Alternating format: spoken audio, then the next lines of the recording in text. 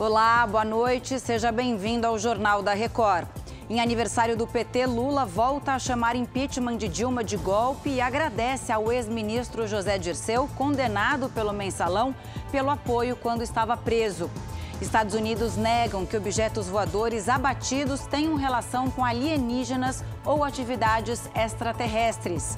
E em São Paulo, um flagrante revoltante. Vítima de enchente é roubada mesmo com parte do carro submersa.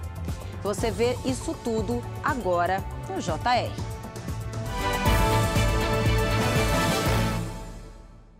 Oferecimento: cartões Bradesco, muito mais benefícios.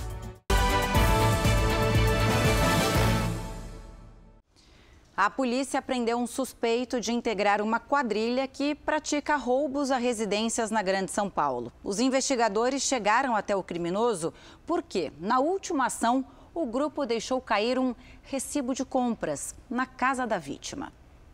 Luiz Felipe Nunes Santos, de 20 anos, não tem antecedentes criminais. Mas, segundo a polícia, já é conhecido por atuar em roubos à residência na região de Barueri. Nesta madrugada, ele e outros assaltantes invadiram uma casa na cidade. No local estava um casal que foi rendido e imobilizado. Os bandidos levaram uma moto de alto valor, que ainda não foi recuperada, um carro, celulares, televisões e pertences pessoais. Só que durante o roubo, os ladrões deixaram cair o comprovante de uma compra feita em uma loja de material de construção. Essa nota fiscal era justamente do material usado para amarrar as vítimas. Foi a pista certa para a polícia agir. Na loja, câmeras de monitoramento mostram 2 dos suspeitos, entre eles o jovem preso. Eles andam pelos corredores, olham produtos, chegam a pedir ajuda para um vendedor. Aqui, um deles já segura um rolo de fita na mão. Depois, a dupla passa no caixa e vai embora de carro. Conseguimos chegar no endereço desse criminoso e ali apreendemos o carro que eles utilizaram para praticar o crime. A polícia trabalha para localizar os demais envolvidos. Segundo o delegado, a suspeita é que 4 homens façam parte da quadrilha. O helicóptero da Record TV flagrou uma cena revoltante nesta segunda-feira na Grande São Paulo. Olha só o que aconteceu. Um carro que ficou preso numa enchente foi saqueado. Em Santo André, na região do ABC Paulista, carros foram abandonados pelos donos depois que a água subiu rapidamente. Os criminosos se aproveitaram da situação para roubar objetos que estavam no interior de um veículo. Na zona leste da capital, foi encontrado o corpo de Adam Cardoso da Silva. O garoto estava brincando com os amigos no domingo quando escorregou, caiu num córrego e acabou arrastado pela correnteza. O corpo foi localizado no Rio Tietê, a quase 30 quilômetros do ponto da queda. Adam tinha 9 anos. A Defesa Civil alerta que entre terça e quinta-feira há previsão de fortes chuvas, acompanhadas por raios, ventos e até granizo no estado, em especial na área metropolitana de São Paulo, na região de Campinas e Sorocaba e na Serra da Mantiqueira. Câmeras do circuito interno de um condomínio flagraram o momento em que um policial militar acusado de chefiar uma milícia é assassinado no Rio de Janeiro. E esse é um assunto para o Leonardo Ack. Leonardo, boa noite, suas informações. Boa noite, Camila. Boa noite a todos. Olha, o PM foi morto a poucos metros de casa. O vídeo mostra quando 3 homens encapuzados entram no prédio logo atrás do policial e fazem vários disparos antes dele entrar no elevador. A vítima ainda tentou escapar, mas não conseguiu. Agora, o PM Anderson Gonçalves já havia sido preso em 2020 e acusado de ser o chefe de uma milícia da Zona Oeste da cidade do Rio. Ele chegou, inclusive, a ser condenado a 8 anos de prisão. A polícia agora investiga se a morte do policial tem relação com a guerra que milicianos e traficantes travam desde o começo do ano pelo controle de comunidades da região. Camila. Obrigada, Léo. Boa noite. A Polícia Civil fez a reconstituição da morte do menino de 2 anos que teve traumatismo craniano depois de passar o dia com o pai e com a madrasta em Belo Horizonte. A Virgínia Nalon acompanhou e tem todos os detalhes, né, Virgínia? Boa noite. Exatamente, detalhes tristes, né, Camila? Boa noite para você. O Ian Almeida tinha 2 anos e morreu no dia 10 de janeiro. A madrasta e o pai da criança estão presos, suspeitos aí de maus tratos e omissão de socorro. A defesa deles alega que o menino teria sofrido uma queda em casa. A polícia suspeita de homicídio. Parentes, amigos e vizinhos da família acompanharam essa reconstituição. O relatório final da perícia vai mostrar se a versão da defesa condiz com a restituição. Camila. Esses casos estão ficando mais comuns do que a gente gostaria, né, Virgínia? Obrigada, viu? Bom descanso. O empresário foi morto por um policial militar aposentado durante uma audiência de conciliação em Campo Grande. A vítima foi atingida por 2 tiros. Câmeras de segurança mostram o subtenente aposentado da Polícia Militar, José Roberto de Souza, logo depois de ter cometido o crime. Ele deu 2 tiros no empresário Antônio de Carvalho, que era dono de uma retífica de motores. A discussão foi dentro de uma sala de conciliação do Procon de Campo Grande. A vítima prestou um serviço, acho que não ficou ali de maneira satisfatória no ponto de vista do autor, ele perdeu a cabeça no momento ali da conciliação. A primeira audiência de conciliação entre cliente e fornecedor ocorreu na semana passada. Por falta de documentos foi adiada e um segundo encontro ficou marcado para hoje. O impasse era por causa da garantia de um serviço. O valor de R$ 630 era cobrado pelo empresário. O prédio do Procon não tem detector de metais e a superintendência da unidade não respondeu se na sala de conciliação tem câmeras de segurança. Vamos reforçar na questão da triagem das pessoas que vêm à conciliação e checar se houve ou não alguma falha de segurança. Estamos todos em processo de levantamento. O policial militar aposentado está foragido. 6 pessoas foram presas em Goiás por suspeita de integrar uma organização criminosa especializada em roubo de armas de fogo de propriedades rurais. O Paulo Henrique Santos tem todos os detalhes. Boa noite, Paulo Henrique. Boa noite, Camila. Boa noite a todos. Olha só, de acordo com a polícia, pelo menos 20 propriedades rurais de cidades do interior de Goiás foram roubadas. São sítios, chácaras e fazendas. Entre os presos estavam 2 olheiros que tinham a função de escolher os alvos do grupo. Eles procuravam por fazendeiros que tinham na propriedade uma arma registrada. Depois do roubo, a quadrilha vendia as armas para uma facção criminosa que atua em Goiás. As investigações começaram no ano passado, quando o grupo furtou uma arma de fogo de um fazendeiro, que tinha um registro de CAC, colecionador, atirador esportivo e caçador. No endereço de um dos investigados, os policiais apreenderam cerca de 1.500 projéteis, sendo 300 balas de fuzil. Interceptações telefônicas mostram que os criminosos sabiam que estavam sendo monitorados e estavam organizando um possível ataque aos investigadores. Camila. Obrigada, Paulo Henrique. E os Estados Unidos fizeram um alerta para que os cidadãos americanos evitem viajar à Rússia por questões de segurança. Quem mora ou está no país a passeio, ou seja, viajando por lá, está sendo orientado a deixar o território russo imediatamente. O governo americano alerta para a possibilidade de terrorismo e também de prisões arbitrárias de cidadãos americanos, já que os Estados Unidos são um aliado da Ucrânia na guerra. O pedido é feito desde que o exército russo invadiu a Ucrânia. A guerra vai completar 1 ano na semana que vem. Ainda sobre os Estados Unidos, o país afirmou nesta segunda-feira que não há nenhuma evidência de alienígenas ou atividade extraterrestre nos objetos voadores não identificados abatidos nos últimos dias. Até agora, o presidente Joe Biden preferiu silêncio, não falou sobre esses casos que são investigados pelos militares americanos. Quem tem se pronunciado é o porta-voz da Casa Branca. Agora a gente vai ter informações da Ásia com a nossa correspondente Silvia Kikuchi, que tem todos os detalhes, né, Silvia? Boa noite para você. Olá, Camila. Boa noite para você e a todos. As especulações sobre alienígenas surgiram depois que outros 3 OVNIs foram abatidos, além daquele balão chinês acusado de espionagem. Um objeto do tamanho de um carro que sobrevoava o Alasca, outro que voava sobre o Canadá e um terceiro sobrevoando um lago no Michigan. Todos foram derrubados por caças americanos. Nesta segunda-feira, a Casa Branca descartou a possibilidade dos objetos estarem relacionados a alienígenas, mas há uma pressão para que Joe Biden se pronuncie pessoalmente. Por outro lado, a China acusa os Estados Unidos de enviar pelo menos 10 balões não autorizados ao espaço aéreo chinês desde o ano passado. Aqui no Japão, o governo revelou que o mesmo tipo de balão derrubado nos Estados Unidos foi visto sobrevoando o oeste do país em janeiro do ano passado. Camila. Obrigada. Para você é boa tarde, para mim é boa noite.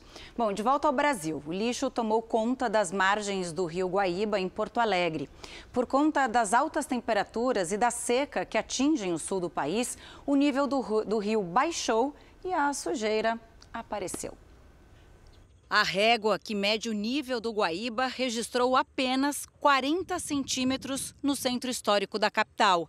E o lixo, que não deveria fazer parte deste cenário, surgiu do fundo do leito. Sacolas, potes, copos plásticos, peixes mortos.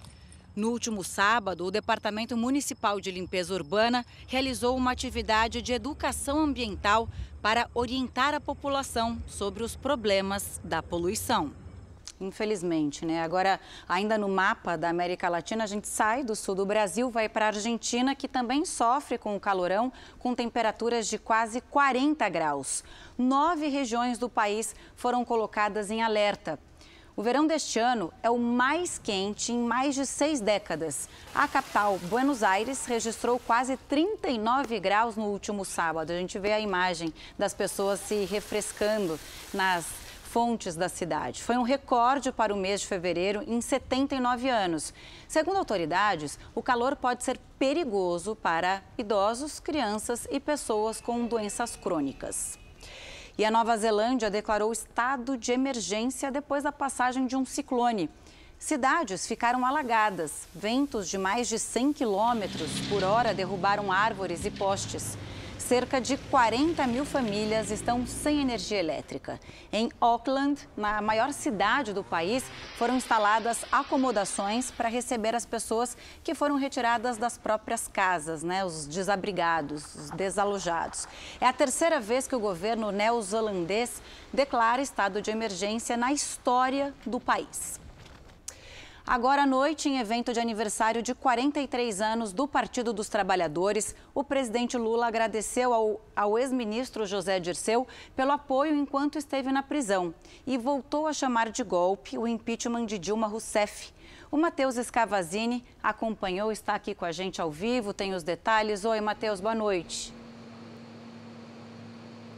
Boa noite para você, Camila. A festa aconteceu em um centro de eventos aqui na capital federal e reuniu lideranças políticas do PT, como Dilma Rousseff, Gleisi Hoffmann e José Dirceu. Durante discurso, o presidente disse que o retorno do partido ao governo tem que representar melhorias nas condições de vida da população e afirmou que voltou para governar sem ódio. O presidente pediu contribuições dos filiados para que o partido não fique dependente dos fundos partidário e eleitoral. Ele mesmo fez uma doação, mas o valor não foi divulgado. Lula afirmou que tudo que foi construído durante o seu governo foi destruído após o impeachment de Dilma Rousseff, que classificou como golpe de Estado. Ainda durante o discurso, Lula fez um agradecimento especial ao ex-ministro José Dirceu pelo apoio no tempo em que esteve preso. Dirceu, que foi condenado a quase 8 anos de prisão por corrupção no esquema do Mensalão, foi aplaudido no evento e recebeu um abraço de Lula. Vamos ouvir o que o presidente disse. Eu quero agradecer a cada um de vocês, mulheres e homens. Companheiro José Dirceu, agradecer a você, porque eu sei o quanto você foi solidário ao que eu passei. Quero agradecer a todos os presidentes do partido. Aqui eu estou vendo a Gleice, o Rio Falcão, o Zé Dirceu, não sei, eu mesmo já fui presidente. Eu quero agradecer porque, se não fosse aquela vigília, eu, quem sabe, não estaria aqui hoje. Na economia, o presidente Lula está diante de um desafio: o preço dos combustíveis, que já subiu 2 vezes desde o começo do ano. O dia do presidente Lula foi tomado por reuniões para tratar do preço dos combustíveis. Lula avalia rever a política de preços da Petrobras. O presidente da estatal também é contra a política atual, que se baseia no preço internacional do barril do petróleo. Jean Paul Prates defende um mecanismo que consiga amortecer os preços em momentos de crise. Lula também se reuniu com o CEO da Shell, Walsall One, e com o ministro de Minas e Energia, Alexandre Silveira. De olho nas medidas econômicas, o governo deve anunciar esta semana o programa Desenrola, promessa de campanha de Lula para reduzir o endividamento das famílias. O presidente também deve anunciar mudanças no imposto de renda. Quem ganha até 2 salários mínimos ficaria isento da tributação. A ideia inicial do presidente era isentar quem ganhasse até R$5 mil. Amanhã, Lula tem uma reunião com o ministro da Fazenda, Fernando Haddad, sobre a meta da inflação, que hoje é de 3,25%. Lula quer que a meta seja ampliada. O presidente do Banco Central, Roberto Campos Neto, já sinalizou que aceita uma meta de até 3,5%. A reunião do Conselho Monetário Nacional, que deve debater esse assunto, será na quinta-feira. Não há uma orientação do governo, enquanto uma ação de governo, para que seja adotada essa ou aquela medida. O que há é uma política mais ampla, caberá às pessoas que compõem o Conselho interpretarem a melhor forma de fazer com que essa política possa ser traduzida na prática. Mais cedo, Lula assinou 2 decretos que incentivam o trabalho de catadores de materiais recicláveis. O programa Procatador foi revogado pelo ex-presidente Jair Bolsonaro e a sua reativação também era uma promessa de campanha de Lula. A semana começou com movimentações do governo em torno da reforma tributária. A ministra do Planejamento, Simone Tebet, disse que a revisão da política de impostos do governo deve sair até o fim do ano. Simone Tebet se reuniu com o presidente do Senado, Rodrigo Pacheco. Os dois acertaram que vão alinhar as equipes do Senado e do Ministério para avançar nas discussões. Durante a participação virtual em um evento em São Paulo, Tebet disse que o governo quer viabilizar a aprovação da reforma tributária até o fim do ano. É a nossa única bala de prata, é a que nós temos para resolver decisivamente os problemas do Brasil, garantir um ambiente de negócio adequado, né, fazer o Brasil se tornar competitivo, desburocratizar, diminuir os impostos no consumo, fazer uma redistribuição da carga tributária para que garanta a justiça tributária. Com isso, quem ganha é a sociedade somos todos nós. O ministro do Trabalho, Luiz Marinho, esteve em São Paulo e, durante a reunião na Federação das Indústrias do Estado, pediu a ajuda de empresários para a reforma tributária. A carga tributária ela é pesada. Ela é pesada para a produção e ela é pesada no consumo. Mas ela é muito leve para os poucos bilionários existentes no Brasil. Portanto, é necessário que a gente enfrente esse debate, que a gente ajude, que os senhores ajudem a sensibilizar o Congresso numa reforma tributária necessária, de uma inversão dessa tabela do imposto de renda que sacrifica os baixos e médios salários. Mas, segundo uma pesquisa feita pela Câmara Americana de Comércio, 70% dos empresários do Brasil não acreditam que a reforma tributária seja aprovada neste ano. No Congresso, o foco inicial do governo será a simplificação dos impostos sobre o consumo. Já a desoneração da folha de pagamentos, uma medida que estimula a geração de empregos, pode ser tratada mais adiante, mas não há uma definição concreta sobre o tema. Para desonerar a folha de pagamentos, será preciso encontrar uma nova fórmula para compensar a perda de arrecadação. A desoneração é importante para garantir mais empregos e crescimento econômico. Ela reduz o salário que vai para um empregado. Basta pensar que o empregado ele é pago de acordo com o que ele produz. Tá? E se o empresário acha que ele produz 1.000, ele vai pagar 1.000 contados já os custos da contratação. Se eu vou pagar 200... de carga tributária, então é 200 a menos no salário. Se eu tiro isso, a longo prazo ou a médio prazo, com a competitividade do mercado de trabalho, esse valor tende a reverter para o salário do trabalhador. A Advocacia Geral da União pediu à Justiça a condenação definitiva dos envolvidos nos ataques às sedes dos três poderes em 8 de janeiro. É o primeiro pedido de condenação definitiva desde o começo das investigações sobre o 8 de janeiro. A Advocacia Geral da União quer que a Justiça Federal em Brasília condene 54 pessoas, uma associação, um sindicato e 3 empresas ao pagamento de quase 21 milhões de reais à União pelos estragos. Enquanto a investigação avança contra civis envolvidos nos atos criminosos, militares da ativa que participaram do quebra-quebra ainda estão sendo identificados. Mas eventuais punições ainda geram impasses entre Forças Armadas, governo e setores do judiciário. Relator dos processos que investigam as invasões, o ministro do STF, Alexandre de Moraes, defende o julgamento de todos os casos na corte, inclusive dos militares. Nos bastidores, alguns ministros afirmam que as punições aos integrantes das Forças Armadas costumam ser muito brandas. Já no governo, existe uma corrente que defende que eles sejam submetidos à justiça militar. Segundo informações de bastidores, o novo comandante do Exército, general Tomás Paiva, pretende punir todos os militares envolvidos no caso. No Supremo, a situação pode ser definida com o resultado do julgamento sobre crimes contra civis cometidos por integrantes das Forças Armadas em operações de garantia da lei e da ordem. A decisão do plenário virtual da Corte sai até sexta-feira. Um policial morreu e uma pessoa ficou ferida em 2 ataques com faca em diferentes pontos de Jerusalém. O agente foi esfaqueado quando revistava um ônibus em um posto de controle na entrada de um campo de refugiados. O autor do ataque era um adolescente palestino de 13 anos que foi preso no local. Em outra região da cidade, um jovem judeu foi levado para um hospital após receber golpes de faca. Segundo a polícia, o suspeito também era um adolescente palestino. Agora o Campeonato Paulista, quarta-feira tem São Paulo e Inter de Limeira ao vivo às 9h30 da noite, aqui na tela da Record TV. O tricolor chega embalado após a vitória no clássico contra o Santos no final de semana. Uma dupla argentina comandou a vitória do São Paulo sobre o Santos por 3-1. Caleri desencantou e marcou o primeiro gol em 2023. Já Galopo balançou a rede pela 5ª vez no Paulistão. Nas 2 partidas que começou como titular, o artilheiro tricolor foi eleito craque do jogo. Estou muito contente por o presente do time.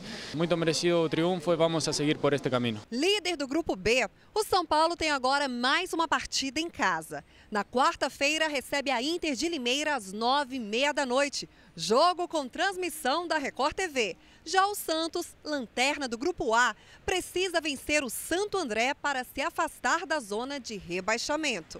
Quem segue voando é o invicto Palmeiras. São 5 vitórias seguidas. A última contra o Água Santa por 1-0, gol do Rony. Na próxima rodada, o Verdão enfrenta o Corinthians na casa do rival. Em Itaquera, o Timão tem 100% de aproveitamento. Uma campanha perfeita, bem diferente de quando joga como visitante. Em Brasília, a 1000 quilômetros de casa, o Corinthians decepcionou. Ficou no 0-0 com a Portuguesa, segundo pior time do Paulistão. Já são 2 jogos seguidos sem vitória. Será que a reação virá contra o maior rival? O momento fica um pouco de lado, né? A gente vai jogar na nossa casa, que a gente é muito forte, do lado do nosso torcedor, e numa vontade imensa de vencer esse clássico.